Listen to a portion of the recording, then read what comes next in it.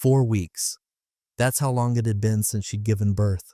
Since we brought home the baby, since I'd watched her sleep in the hospital bed, exhausted, pale, holding our daughter like she was something sacred, and I, standing beside her, still in scrubs, stained with ice chips and adrenaline, thought, we did it. We built something real. That's what I told myself. Like a damn idiot. Friday night, 11:43 p.m. I'm standing in the nursery, elbow deep in a dirty diaper, one leg cramping, when my phone buzzes.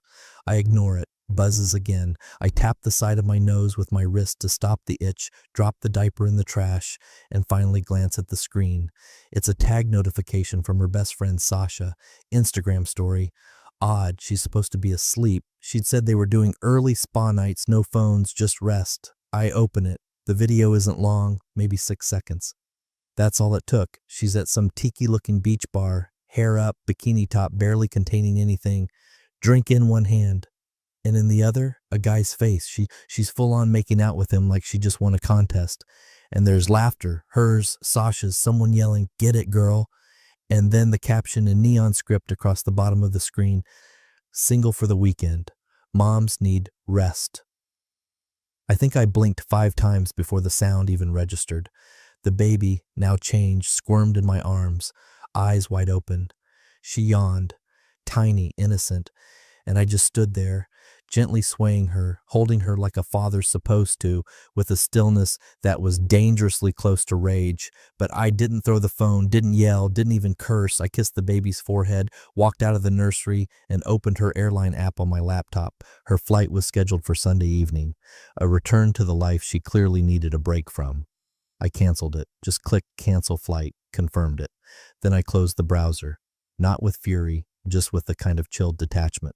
I stood in our kitchen, poured what was left of the coffee from that morning into a glass, drank it cold, and stared at the tile floor. Beige, clean. She'd picked it. If you've ever had your gut twist not with panic, but with certainty, then you know what I felt. Not the kind of heartbreak that comes with maybe. No, this was a verdict. She'd pulled the curtain back on who she really was and laughed while doing it. And if you've made it this far, you probably get it. More than 97% of people hear stories like this and scroll on, never subscribing, never showing support. But if you're still here and you felt that moment in your gut the way I did, hit subscribe. It tells the team this work means something. And trust me, it only gets worse from here. I didn't sleep, not out of sadness. The baby needed feeding every 2 hours, but I stayed awake in between feeds, not pacing, not ranting, just noticing things. The baby's eyes, the way her ear curled slightly at the top, the birth weight not quite matching what the due date suggested. Things I'd quietly flagged in the back of my mind since the hospital, but buried under the noise of fatherhood. Because you want to believe. You want the good version to be true.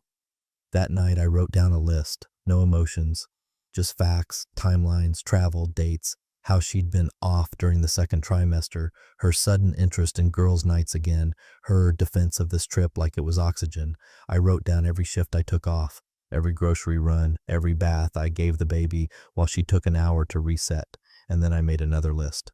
Questions, all centered around one thought I didn't want to say aloud.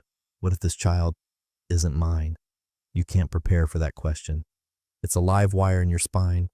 But once it's in your head, you either pull it out at the root or it burns you from the inside out. So I made a decision. I wasn't going to explode. That's what she'd expect. A fight, yelling, drama, something she could call her friends about later, spinning herself into the victim.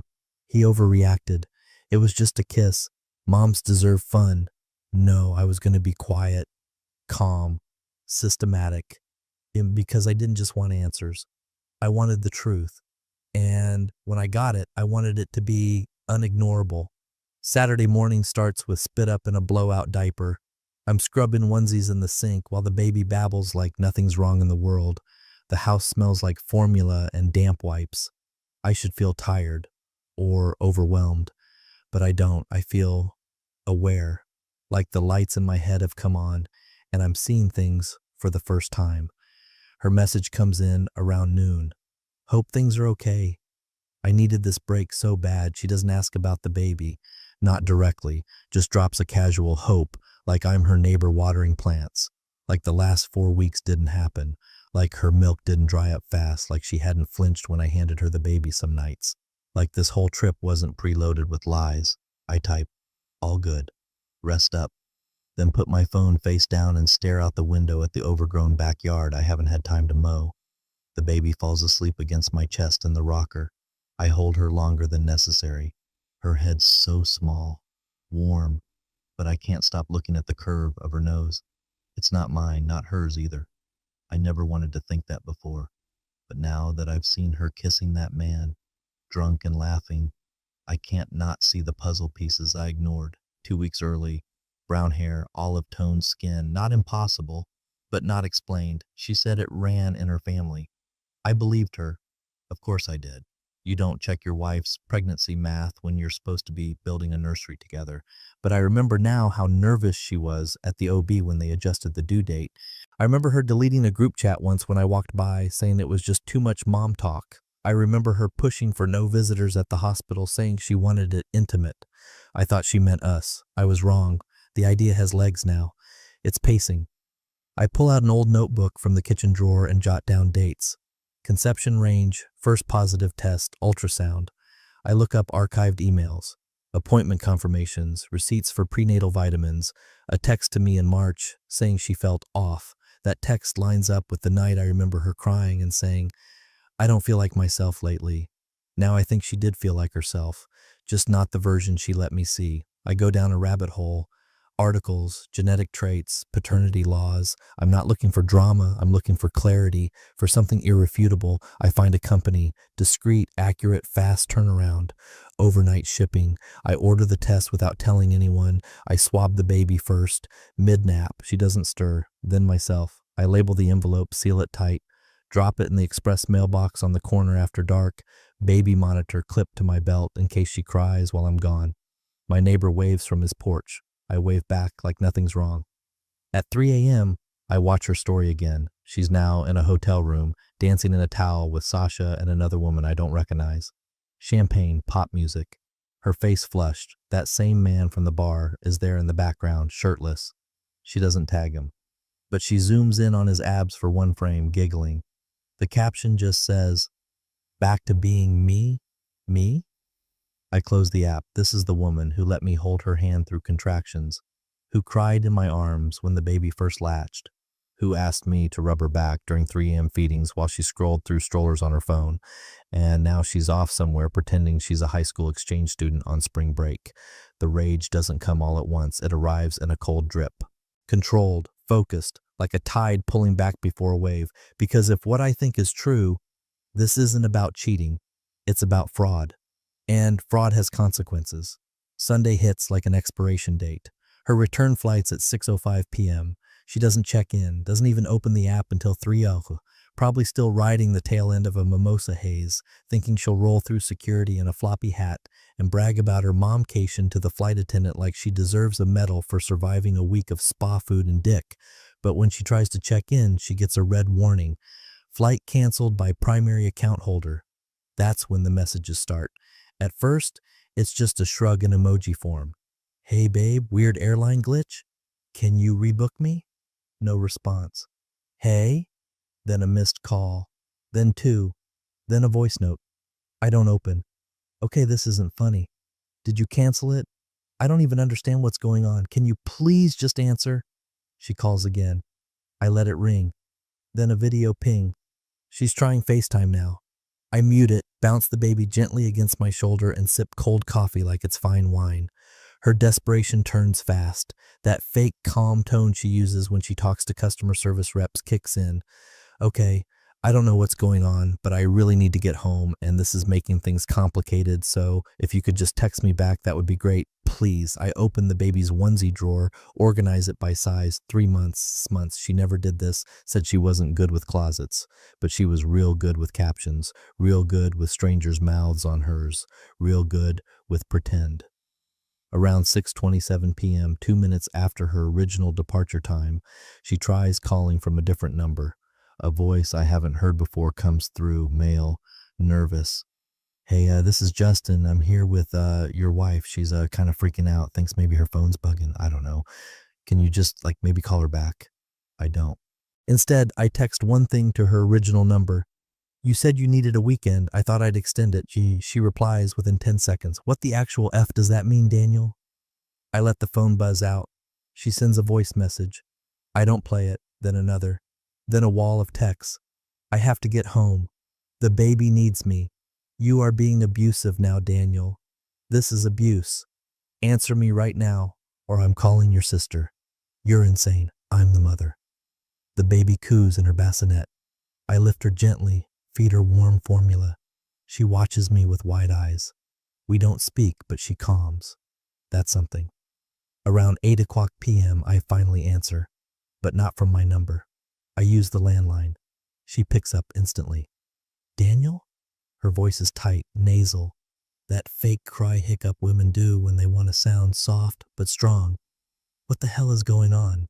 Did you seriously strand me in Mexico? I have no money left on my card. My phone's glitching. I've had no sleep, and you won't even answer. I cut in, calm. You said you needed a break, I say. You wanted to feel single for the weekend. I just figured, why rush it? There's a pause.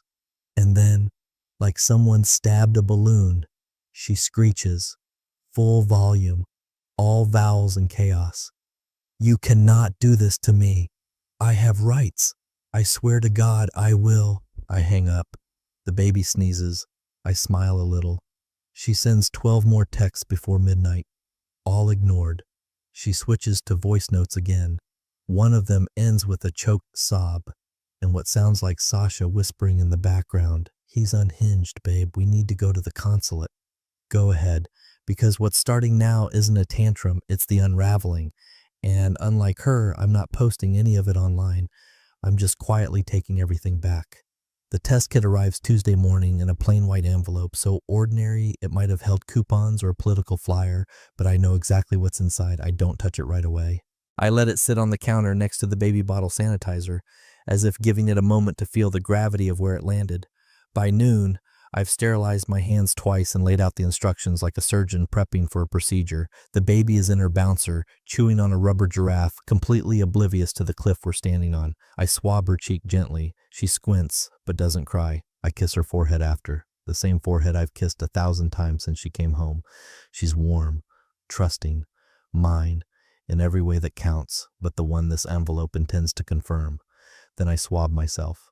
Less gentle, less ritual. Just get it done. Seal the tubes, sign the form, scan the tracking barcode like I'm shipping off a loaded gun. I don't sleep that night. I don't pretend to either. I just sit in the dim living room, baby monitor humming softly beside me. I keep watching it like the child on that screen might evaporate if I blink. The next day feels like molasses. I cook, clean, rock her to sleep, answer no calls. She doesn't cry much, just looks up at me with those round brown eyes that have started to feel more and more like a question. By Thursday, I know the email's coming. It lands at 10:17 a.m. Subject line, your paternity test results are ready. It takes me 4 tries to get the password right. My hands are shaking. I don't open it right away. I walk into the nursery, hold the baby, feel the weight of her against my shoulder. She burps in her sleep. I almost decide not to look. But you can't unknow a truth that's already clawing at your chest. I go back to the living room, sit down, and open the results. There it is, probability of paternity. 0.00%. I read it once, my ears go hot, my teeth clench so hard my jaw pops. I read it again, slower, 0.0%. Not unlikely, not low probability, not possible mutation, just not me. Third time's a charm, they say. I read it a third time to be sure. Maybe the world will snap back into place. It doesn't. I go still, not mad, not loud, not anything, just off, like the last light bulb flickered out, and now I'm sitting in the dark, understanding everything I missed for the last year. The tears don't come, not for me, not even for the child, because she's still a child, still blameless, but for what's been done to me, the years stolen by a lie that slept beside me every night and said, I love you, through lips that never flinched. I hear her stir through the monitor. I go upstairs. I pick her up from the crib, gently. She settles into my chest like she belongs there. And maybe for a moment I let myself believe she does. I kiss her on the forehead, she coos. Then I do something I wasn't ready for 10 minutes ago. I walk into the guest room, pull out my old duffel bag, and start packing. Not the baby's things. Mine. I pack my passport, my documents, a stack of bills I haven't paid yet, the folder with the DNA kit receipt, the printed email, the notepad with all my handwritten notes from the last few days, times, dates, everything. I call my sister. I tell her I need a favor, one that will come with an explanation later. She doesn't hesitate. She says, "Bring her." I don't cry. Instead, I finish folding a second set of clothes, leave the baby in her carrier at the front door. She watches me with wide eyes like she knows something's shifting, like the world just lost its safety net. I look at her and whisper, "You didn't lie to me." She did. And the thing is, right now, she still doesn't know. The one who set this chain in motion with a drunken kiss and a smirking caption still thinks she's clever, still thinks she'll land in the airport with her tan lines and charm her way back into this house like nothing happened. But what happened wasn't a kiss, it was a confession. And now, the mask she let slip, I've torn it off for good. Friday morning, 8:32 a.m. The call comes from her usual number, which had gone suspiciously quiet for almost a full day, likely a hotel switch or a mad scramble to find a working SIM card after she blew through her data trying to FaceTime me into submission. This time she gets lucky. I'm driving when it rings, the baby sleeping quietly in the car seat behind me, humming soft breath against the pacifier she finally took to. I let it ring once, twice, then answer on Bluetooth. Her voice comes through, syrupy and shaken, the tone people use when they've just realized the person they wronged might not be waiting on the other side with open arms. "Daniel," she says, cautious, "is the baby okay?" The question lands weird, not "how is she?" not "can I talk to her?" Just "is she okay?" Like we're two co-workers discussing a shipment that might have gotten damaged in transit. "She's fine," I say. "I'm dropping her off with someone I trust." Pause. "Who?" "My sister." I hear her suck in a breath, then cover the mic for a second. A muffled voice, Sasha I think, says something in the background. Then she comes back, all confidence again, like she remembered who she's playing. "Daniel," she says, laughing lightly. "Come on, this is a bit dramatic, don't you think? You're making this into a thing it doesn't have to be." "I'm not making anything," I reply. "You'll be hearing from my attorney shortly." Another pause, this one longer, then the laugh. "Oh my God," she says. "You're serious? Like actual legal Daniel, come on. This is just, we're both tired, right? You're overwhelmed. I was overwhelmed. It was a weekend. You can't honestly be thinking of lawyers." "I'm not thinking," I say. "I've already hired one." Silence. She doesn't laugh this time. Instead, she pivots. Textbook. Shifts to the concerned mother role like she's dusting off a costume. Wait. I think we're both overreacting. You're upset and I get that. But dropping her off somewhere? That's not fair. She needs me." "No," I say. "She needs stability. You gave that up when you posted that video." Another beat of silence. Then her voice hardens just slightly. "That wasn't even what it looked like," she says. "It was a joke. A stupid joke. Sasha posted it without asking me. It was supposed to be funny. You're twisting it." "Funny?" I say the word like I'm tasting it. Then I exhale slowly through my nose. "Are the DNA results funny too?" I can almost hear the blood drain from her face through the phone. "What are you talking about?" "You'll see. In discovery." "You didn't," she starts, voice trembling now. "I did," I interrupt, "and I repeated it twice." She starts to speak again, but I hang up. The baby stirs, fusses. I adjust the mirror to see her little fists flail. She's fine. Not hers. Not anymore. Not in the way that matters in court. I glance at the duffel bag in the passenger seat, documents, receipts, photos, timelines, the blueprint of a quiet war. What she doesn't understand, what she never bothered to learn, is that some men don't yell, some men don't chase, some men just document. She thought I was the safe choice, the backup plan, the man who'd carry the weight while she drifted. Now she's dangling over the edge of a story she authored and didn't bother to spell check. She'll laugh again, sure, to her friends, to her mother, maybe even to her Instagram followers, if she's dumb enough. But that laugh, it won't be confidence, it'll be fear, wearing last week's mascara. Day 3 of her little exile. And the tone in her messages has changed. The emojis are gone. The flirtatious guilt-tripped voice notes have vanished. No more, hey babe, or I get it, I messed up, or let's just talk like adults. Now it's scattered texts at odd hours, clipped, transactional. She's realizing this isn't just a cold shoulder. It's a door that isn't opening. That afternoon, while she's lying on some stiff hotel comforter in a borrowed hoodie, burning through hotel Wi-Fi and snapping at staff in 2 languages, she gets the email. It's not from me, it's from my attorney. Subject line, custody inquiry, no body text, no explanation, just a PDF attachment titled Confidential, Exhibit B, Paternity Documentation. She opens it with the same cocky impulse that got her into all this, the belief that everything is just a misunderstanding waiting for her to smooth it over. She sees the photo first, the top half of the lab report, my name, the baby's birth date, and the bold black letters, probability of paternity, 0.0%. It's not a screenshot, it's a high-resolution scan, signed time-stamped with chain of custody listed, the kind of thing that doesn't bend under tears or excuses. She reads it, then again. Zooms in as if the truth will change at 200%, and then the email pings again. It's my reply to the inevitable. She hasn't written yet, but I knew she would. She tries anyway. This is clearly a lab screw-up. This stuff happens. We have to do it again, Daniel. You can't just ruin our family over some glitch. My response lands 30 seconds later. I already did, twice. That's it. No punctuation, no emotion, just fact. She tries a new tactic. We can't make decisions like this out of anger. We should go to counseling. There's trauma, exhaustion. I wasn't myself. I thought you'd understand. You always did. She still doesn't get it. I do understand. That's why this is happening. 15 minutes later, her voice note arrives. 2 minutes of unhinged justification laced with panic. She talks in loops. I wasn't sure. I was scared. It was a hard year. I didn't know who to talk to.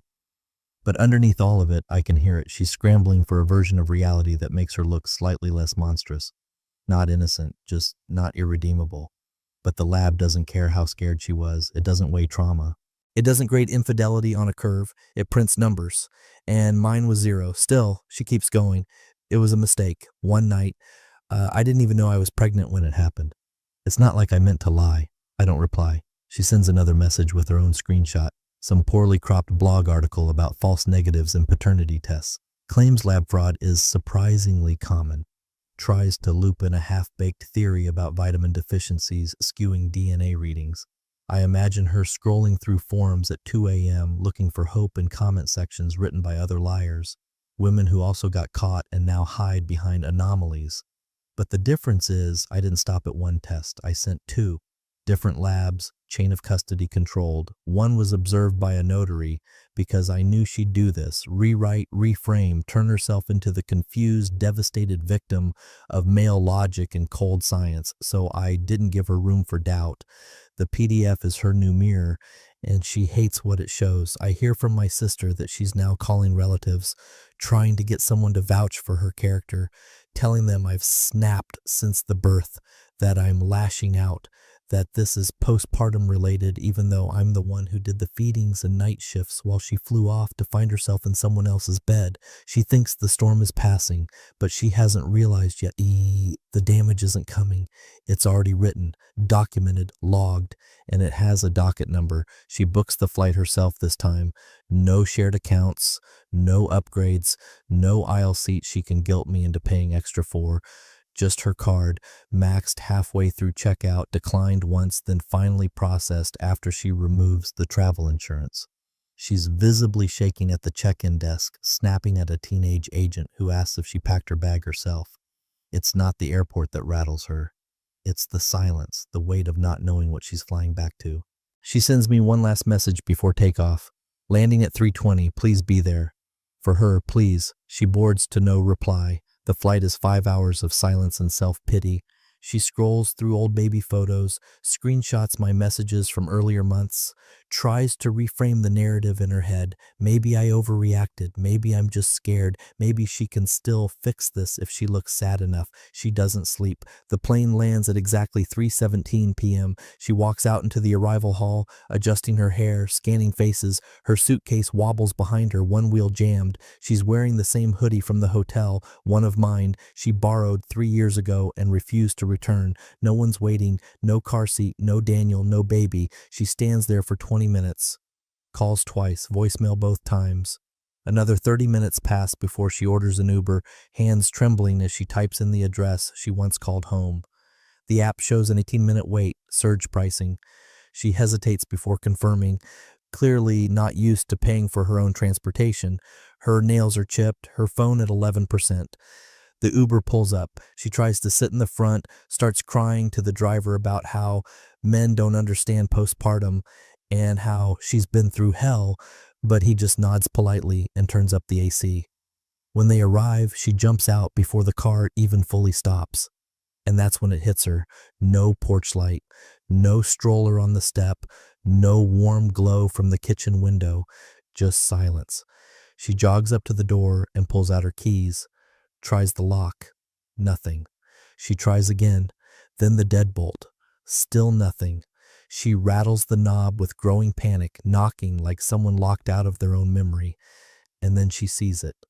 To the left of the door, resting against a small side table she bought during our rustic minimalism phase, are 5 boxes, labeled with blue painter's tape. Office. Closet.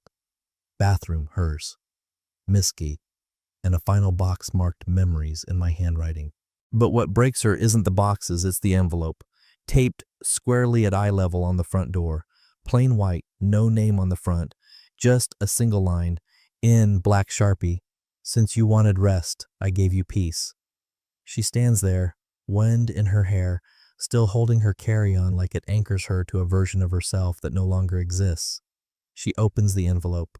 Inside, a copy of the signed custody filing, a notarized letter confirming change of residence, a credit card statement with her final hotel charges highlighted, and a brief note in my hand. The locks were changed at 4:06 p.m. 3 days ago. You are no longer listed on the lease. Contact will go through counsel moving forward. The child is safe, healthy, and loved. She drops to the steps and sits, staring forward like if she waits long enough, maybe the door will open anyway. Like maybe this is a test, and I'll emerge from inside, baby on hip, eyes soft, voice forgiving. But she waits, and no one comes. Because what she didn't realize, what women like her never seem to, is that some men do leave. Some men don't need a breakdown to walk away. They just need one final fact, one final betrayal, and then they erase you. The neighborhood is quiet, the sun starts to dip, and in the window above the porch, the blinds never move. The visitation center feels more like a DMV with cribs, fluorescent lights buzzing, cheap chairs lining beige walls, the kind of place that smells faintly like bleach and forgotten optimism. A security camera hums in the corner. A laminated sign on the wall reads, "Monitored visitations only. Respect the process." She arrives 15 minutes early, in carefully curated distress. No makeup, sleeves pulled down past her wrists, hair tied back like someone who's been too busy crying to bother with a mirror. She's hoping to look broken, remorseful, recoverable, but she still wears perfume. That's the tell. The court-appointed supervisor, a 50-something woman named Marcia, introduces herself in a flat tone. You'll have 30 minutes. No physical removal of the child from this room. No personal discussion with the father. Questions should be directed through me. She nods like a student trying to impress the teacher. Daniel walks in exactly 4 minutes late. Not enough to be rude, just enough to remind her that he's dictating the tempo now. He's not dressed to impress, not angry, not smug, just unreadable. A gray polo, neutral slacks, folder in hand. He doesn't look at her. He doesn't say her name. Instead, he sets the baby down gently in the supervised play area, gives a nod to Marcia, then pulls a chair into the corner and sits, silent, watching. The baby babbles, looks around, eyes her cautiously, no instant recognition. That's the first crack in her composure. She crouches near the baby, overdoes it. "Hi, Angel. It's Mommy. Look at you, you've grown so much. Did you miss me? She tries to scoop her up, but the baby stiffens. Marcia gently intervenes. Let's give her a few minutes. She's adjusting to a mother she doesn't know. Her smile wobbles. She glances back at Daniel, who's unmoved. She turns her act up, starts asking questions, fast and desperate. What formula are you using now? Is she still on reflux meds? What's the sleep schedule? Daniel stands. He walks over to the table, opens the folder, and lays out the following. A printed spreadsheet with sleep and feeding schedules signed off by his pediatrician. Copies of her medical records. A custody timeline.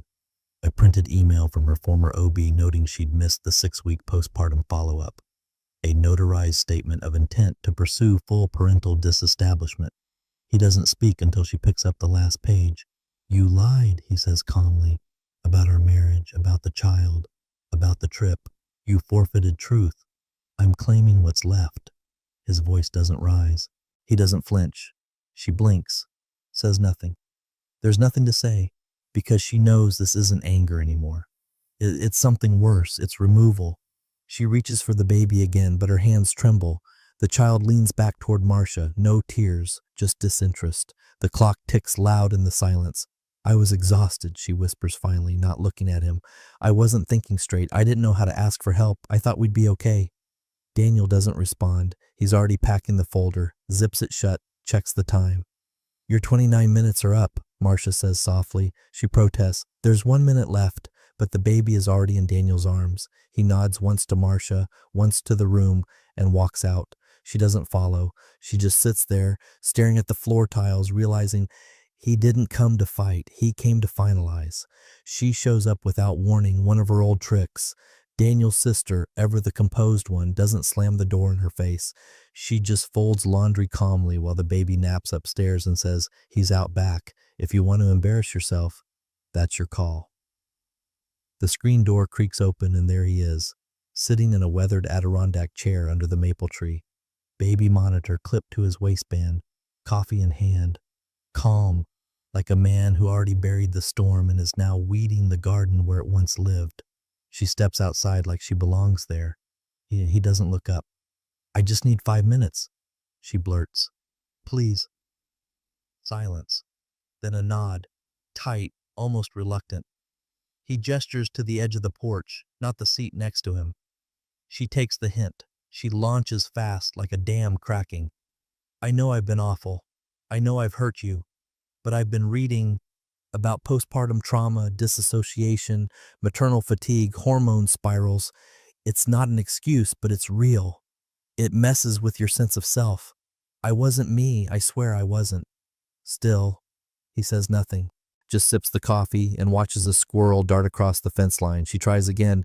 You know I'm not a monster. I panicked. I made one terrible decision that unraveled everything, and I didn't know how to stop it. I thought if I just acted normal when I got back, I could pull us out. Finally, he moves, slowly, sets the mug down on the railing beside him, pulls out his phone, unlocks it, opens a folder titled JS, Events. He hands it to her without a word. She scrolls. A screenshot of her post, single for the weekend, moms need rest. Timestamps, WhatsApp chats between her and Justin going back 7 months. Hotel receipts, a calendar entry marked Sasha's cover weekend. GPS logs from their shared family plan, places she swore she never went. And then 2 PDF documents. DNA Report 1, DNA Report 2, 0.0%, twice. She stops scrolling. Her mouth opens. Nothing comes out. He speaks, voice low, deliberate. I don't think it was exhaustion. I think it was planned. I think you had help. I think you choreographed the whole thing and expected me to be too slow, too soft, or too stupid to notice. I didn't. You did. But you did. There's no anger in his voice. That's what cuts the deepest. Not a shout, not an insult, just finality, the kind that can't be talked over or cried through. She clutches the phone like it might suddenly show something different, some flaw in the proof, a glitch in the narrative. But it's airtight. Every click confirms it. He knows everything. I didn't want to lose her, she whispers. You never had her, he replies. She looks up then, truly looks at him, and sees it. Not hate, not spite, just freedom. He stands, takes the phone back, pockets it, picks up the baby monitor. The green light flickers steady. I don't owe you closure, he says. You wrote this ending. I just didn't stop the ink. He walks past her, through the door, and it clicks shut behind him. She remains on the porch, one hand clenched. One breath held, no sound but the soft whir of leaves overhead, and the undeniable truth. He's not waiting for her to come back. He's already somewhere she can't follow. The courtroom is quiet, not out of respect, but calculation. That hush before a verdict where everyone already knows which way the wind is blowing, but no one wants to breathe it in until it's official. She sits stiffly at the plaintiff's table, hands folded too carefully, like a schoolgirl trying to impress a headmaster. Her lawyer fidgets beside her, flipping through notes that won't save her. Across the aisle, Daniel sits with his counsel, composed, structured, spine straight as concrete. He doesn't look at her, hasn't looked at her all morning. The judge clears his throat. We have reviewed the evidence, he says. This case involves allegations of infidelity, misrepresentation of paternity, and a petition for full custodial rights by the legal, not biological father. He pauses for effect, not for drama, for weight. There is sufficient evidence provided, multiple paternity test results, documented deception, and a demonstrated intent to exclude the defendant from essential truths during the course of the marriage and pregnancy. She exhales like someone just dropped a cinder block on her chest. The judge continues. In light of this, sole custody is granted to the petitioner. The respondent will surrender all legal parental claims under voluntary disestablishment statutes. Her attorney leans in, whispers. She barely registers the words. He's not even asking for child support, he says, because she's legally not the mother anymore. That's when it hits her. The child she carried, nursed, sporadically, held occasionally, photographed and posted with filters and hashtags and curated affection. Gone. Not into danger, just into a world where her name doesn't appear on a single legal document tied to that child's future. Because when Daniel filed the paperwork, when he put that line at the bottom, he wasn't bluffing. He was erasing. The gavel doesn't slam. It clicks. Case closed. No one claps. There's no audience for this kind of justice. Outside the courthouse, she stumbles slightly on the stone steps. The sunlight feels too bright, too sharp, like even the weather refuses to offer her comfort. Then she sees him. Daniel, at the curb, strapping the child into a car seat. Efficient, gentle, calm. The baby giggles at something, her reflection in the mirror maybe, or just the quiet that's followed them since everything was finalized. He closes the car door, walks around to the driver's side, opens it. She takes a step forward. Stops. No words come. What's left to say when the story's already printed, bound, and archived? He doesn't look back. The car pulls away without a wave, without a glance, without a pause. She watches until it disappears around the corner. Only then does she notice the envelope in her hands. She hadn't remembered taking it from the court clerk, must have signed for it automatically like a reflex. It's thick, formal, the kind of envelope that smells like ink and finality. She opens it. At the top of the notarized statement, parental disestablishment and voluntary severance agreement.